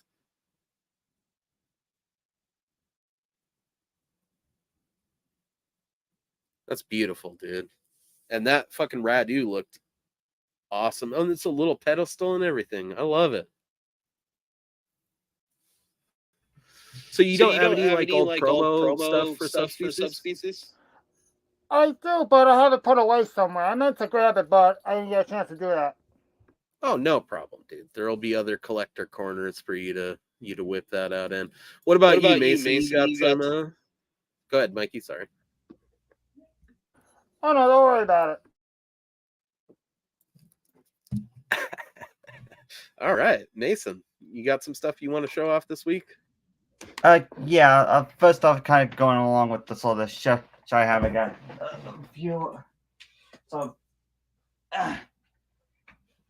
T-shirts from Vision Merch. As you see, he has a Campbell Woman in Our Color Jungle of Death. There's a Meridian. Don't know if you can see that. Oh, I can see it. That werewolf love. Kind of hard to do it when you have a bearded dragon on one of your arms. Pin a pendulum. Fucking sick, dude. And and a ginger dead man. Gary Busey's face look. I mean, dude, those are such sick shirts. I need to buy every one of them at some point because they just did not have enough wide variety of shirts before. Now it seems like they've got one for all the immediate shit that I want, and anything else that I really want that Full Moon isn't offering through this new merch service, I can just buy on Redbubble or whatever. Dude, I've wanted a lot of these shirts for a while, and they just look so good. You know, looking at it on Mikey right now, the shirt looks like a proper t-shirt that you'd buy from anywhere else, you know. Those Full Moon shirts before weren't, I wouldn't call them cheap, but they also weren't like necessarily quality. You know, the logo shirts were, but the other ones just feel like random, like hand screened, you know, shirts that might fall apart a little quicker than something like that, or just not fit as good too. Yeah, I see I that. asked you guys a little bit about it before we went on air, but do you think they fit better? Do you think the quality overall is a little better than before, or is that, are the looks deceiving me? I'd say that the quality is better. Though I kind of whole like though for like the older shirts I got, I kind of like them mostly for the fact like when they had like the sort of on first for the sleeves, like they had like the Full Moon logo on, and the other they had like the number of what film they have. True.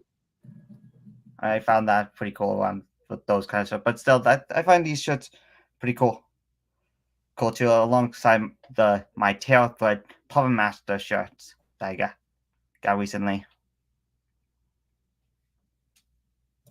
What about you, Mike? I think the quality's pretty cool because it's a nice big picture. Yes, and the way it's made, and I also like the ones with the Full Moon logo on the side and the number, and all the ones in Terror Threads. I think they're all pretty cool shirts. Yes, real nice designs. Yes, they're really awesome. I think my issue, I mean, again, before it felt like they were like hand screened or something, and that's fine. I like that. I mean, I bought many band shirts that way and stuff. It's just knowing that beforehand is also helpful in how you wash it, you know, because they're usually not hand screened onto a real nice premium quality t-shirt, you know. So I had the problem where the first time I threw my Full Moon shirts into the wash, they shrunk like a size, you know. So that was an issue for me being a chubby feller, but you know, none of their shirts have ever been bad. These new ones just have a little bit more of a quality look to them. So I'm looking forward to getting them. I'm hoping at some point that I can still get some of the old ones because there's a couple of those that they're not offering now that I wouldn't mind having. But who knows? Maybe they'll update the new shit and offer an updated version of those. It'd be a little weird for that Subspecies one to have a numbered sleeve because, as we talked about, they do use just the Subspecies logo, but the picture, the graphic is actually from Subspecies too. So the numbering would get a little confusing on that one. Yeah, definitely looking forward to ordering it. Guess that's kind of the reason why they ended up ditching the number on the sleeves for these new designs. And I'm cool with that, you know. And hopefully it'll lead to designs for a lot of their other movies. I mean, I'd love a Miskatonic U shirt. I would love a fucking Piranha Women shirt. I would bad CGI Gator, sign me up, you know. Any of that shit. As well as making like shirts for films like Doll Man, Oblivion, Mandroid, Joy, Netherworld. Yeah, dudes like us will keep them in business buying those shirts, you know. Yes, because see, we people never bad have channels will be more.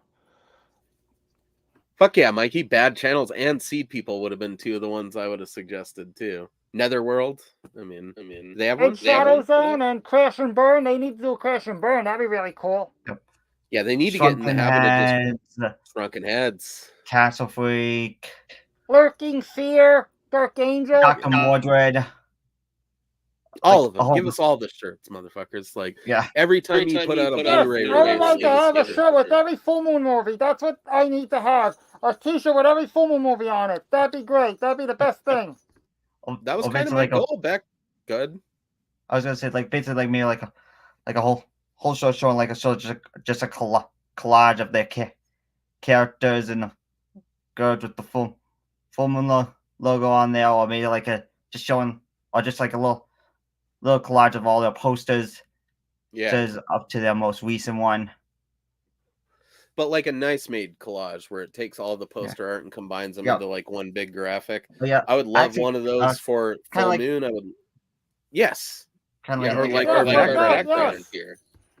Yeah. You know, the background to all of our videos. I mean, you know, I think that if they did something like that for Full Moon, for Surrender Cinema, for Wizard Video, I would buy all those, you know, where it's just the collage graphic on the front with the logo like in the center. Sign me up, you know. And I hope they print the classic logo tees again. That's really what I want, is to be able to get the Full Moon shirts and the Surrender shirts and Wizard Video and everything like in proper sizes, from reliable from a company, you know. You know what we need desperately though is Full Moon trucker caps. I think that is the way. I like the Full Moon hats that we have so far. I actually have one of them here that I can show off briefly. They're not great, man. I mean, they're all right, but they're not great. You know, I would much rather have a trucker cap with just the perfectly screened on Full Moon logo than this junk that's in like Chinese sizes. You know, it works. I mean, I've rocked them once or twice, but I just not a good so. hat. I actually had my dad helped me, so like just sort of like homemade Full Moon hat was basically just like featuring like the characters. There's Blade, Killjoy, the Ginger Dead Man, and Evil Bong with the Full Moon logo on the back. We kind of pointed the images out, cut them out, and kind of just glued them onto the hat. See, I want a proper printed one from the company. Yeah. You know, one of these foam backed, you know, trucker caps from back in the day, just with the Full Moon logo on. They're nice and breathable. I think that's something that they should consider. I really hope they bring back or keep going the Full Moon beanies that they had, because that was my exclusive beanie for like 3 years, was that Full Moon beanie. It was the best. It was like the perfect dimensions for me to wrap my hair up in the back and tuck it inside and just go about my whole day, perfectly absorbent sweat wise. I mean, it was one of the best beanies I've ever owned. Unfortunately, it fell apart on me and I did not order another one, but I probably should. You know, maybe they have some back stock or something. I don't know. What's some other Full Moon merch you guys are hoping to see in the future? We touch on this a lot on this show, but it's always cool to brainstorm these ideas and put them out there to the public, just on the off chance somebody like Charlie Band or one of the people from the marketing department clicks on one of these videos. What do you guys think is a piece of Full Moon merch you'd really like to see?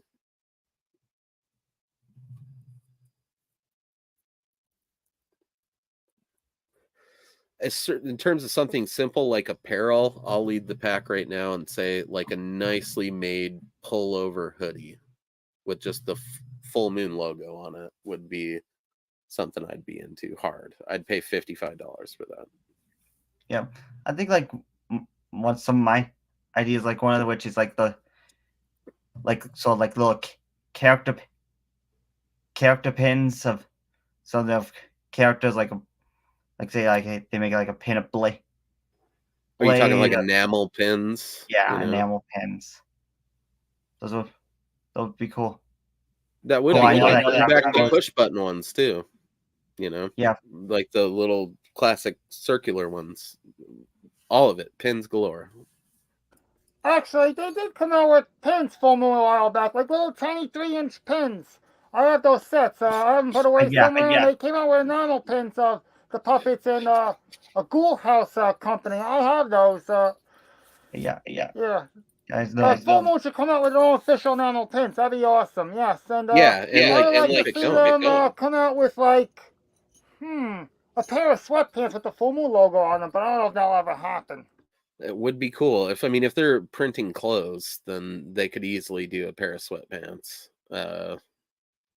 Dude, it could be.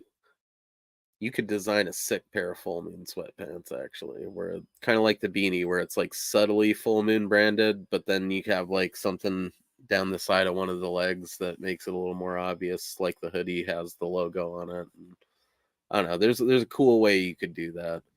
I don't know if Charlie's really thinking about casual wear fashion when he's doing this stuff, but if he's going to sell t-shirts and he's going to sell, hats and stuff, which presumably they're going to come out with some more of those, then he should definitely sell some sweatpants. I agree.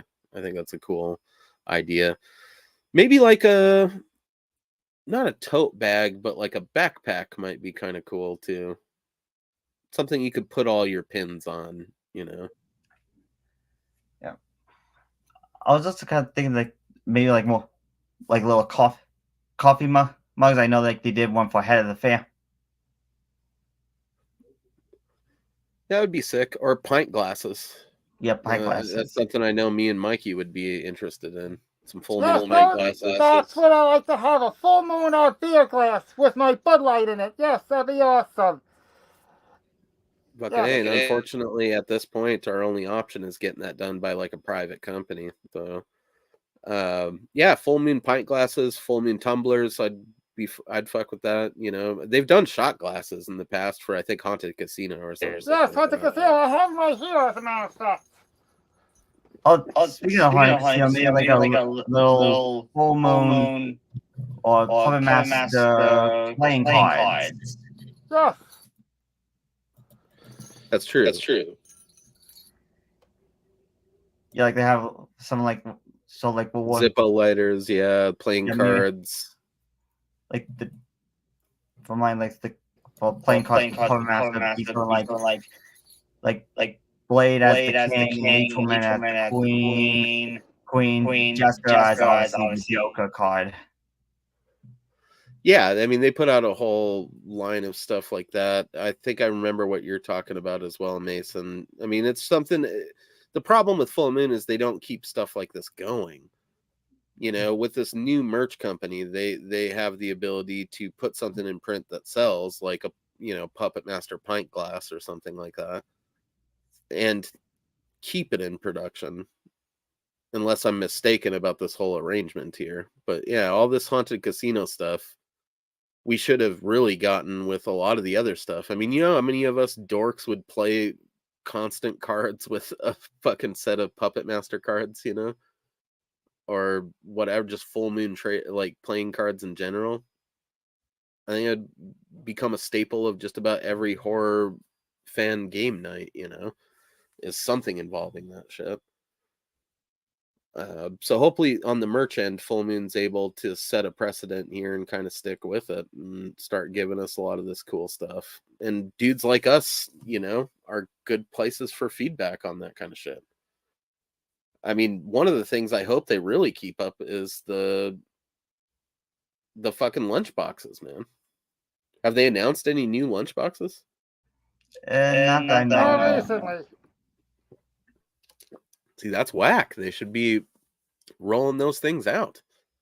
I mean, they could probably pay for a whole nother movie if they did lunchboxes for a lot of their other classic stuff, because a lot of people that aren't necessarily diehard Full Moon people would be buying that shit,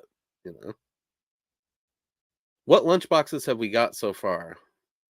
We got one for Puppet Master. Puppet Master, Demonic Toys, one with the Jack Attack.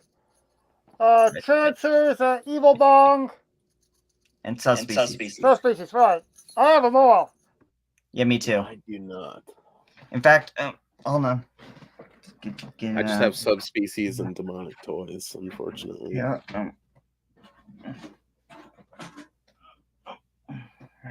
I got some catching up to do with Full Moon merch, but I'll get there. Oh yeah, Mason.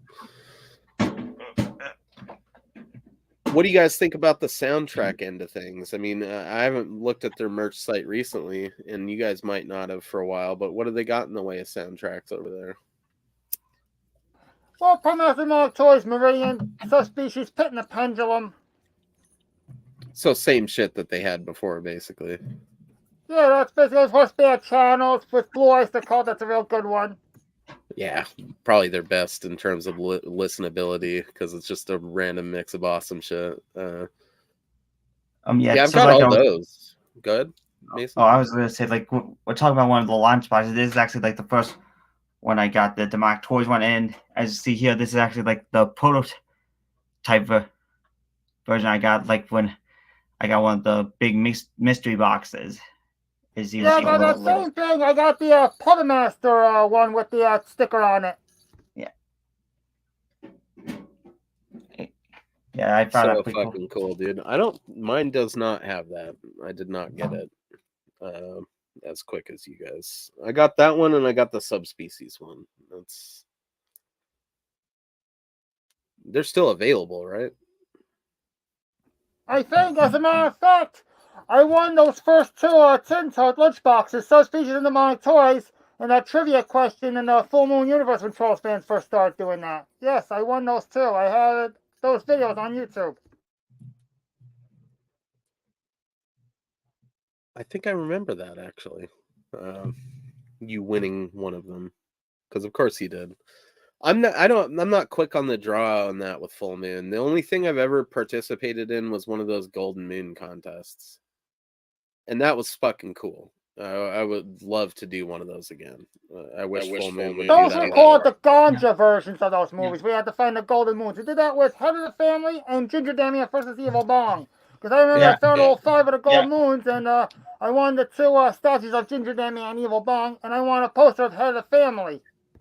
I think they also did one where it became like one of sort of a scavenger hunt. That was what they used with the ginger wheat. We had yes, they did. One of the Bunker Blood ones. Yeah. I actually that's what I did too. I actually quickly found out what that film was, like even before when I kind of talk about the wars. When I first watched the Ginger Wheat Man, they keep on showing this full moon number in like one of the scenes.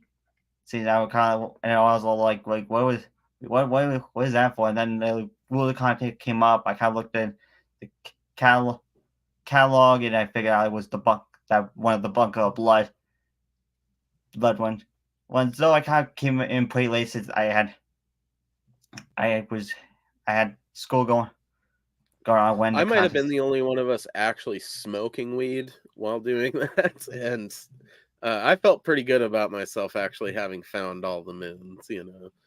Yeah, because the Evil Bong ones, or the Ginger Dead Man versus Evil Bong ones, were kind of hard to spot if you weren't paying attention, you know. I mean, I basically, for me, when I did it, I basically just paused and said, like, for the Ginger Man versus Evil Bong, like, first I just watched the film, and then I kind of rewatch it. They'll kind of skip over like the little recap scenes and just kind of pause the film and just randomly click on the screen to see if I could get a. See, that's where I fucked up, man. I pretty much went at it and just watched each of the movies. And I think the way the contest worked, which to explain to anyone who's still listening, we did a contest called the Full Moon, like Golden Moons or whatever, where they, you know, digitally put all these like golden moons in different movies, and you had to go watch them and like find the moons, and then everyone to like screenshot all 5 of them or whatever and send it to Full Moon within a certain amount of time was entered into a drawing for the prizes. I think it was basically we had the email was for the recent one, and the other ones it was basically you have to click on it, they send you a code, and you have to enter them all into the end. That's it. That's what it was. Yes. I mean, I think me and Mikey actually won it the first 2 times around. Like the first one with Ginger Dead Man versus Evil Bong, you get a free Ginger Dead Man Evil Bong resin statue. Well, then I totally misunderstood the rules, because I found all the shit and just sent it to them all at once, like, which I thought was before the deadline or whatever contest. I don't know. Maybe I. And then for like Head of the Family, it was basically like for every winner was gonna get a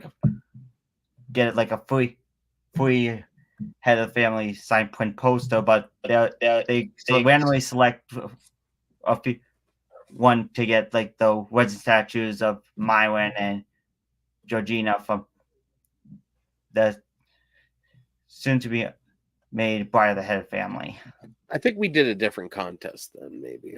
I did one recently where it was like, I think the prize was like some sort of year subscription to the Full Moon thing, and then I think another one might have been that stash box. This was like a year or two ago. Yeah, Like 2 that years was. ago. I mean, I was in that. I didn't win it. I didn't win that one. I'm afraid. But I did win the other two. I was talking. Me and Mike will basically talk about like Yeah. the first two guys.